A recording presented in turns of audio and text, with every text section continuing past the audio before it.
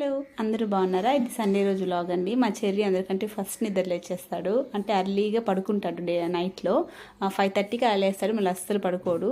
ఇంకా తనతో పాటు నేను కూడా రిషి లేచే లోపు తనతో అయితే మంచిగా క్వాలిటీ టైం అయితే స్పెండ్ చేస్తాను.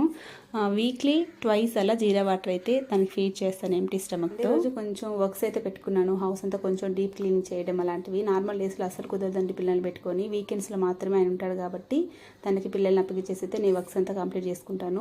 నార్మల్గా ఆ రోజు ఏమన్నా పొల్లు కొట్టి పెట్టుకోవడం, ఇలా అల్లం వెల్లుల్లి పేస్ట్ ఏమైనా ప్రిపేర్ చేసి పెట్టుకోవడం అలాంటివంతా చేసుకుంటూ ఉంటాను. నేను టిఫిన్కి ఇడ్లీ పెట్టేశాను. ఇడ్లీ పెట్టేసి లంచ్ ప్రిపేర్ చేయలేదండి. లేట్గా తిన్నాము, అసలు ఎవరికి ఆకలి లేదని స్కిప్ చేసేసాము.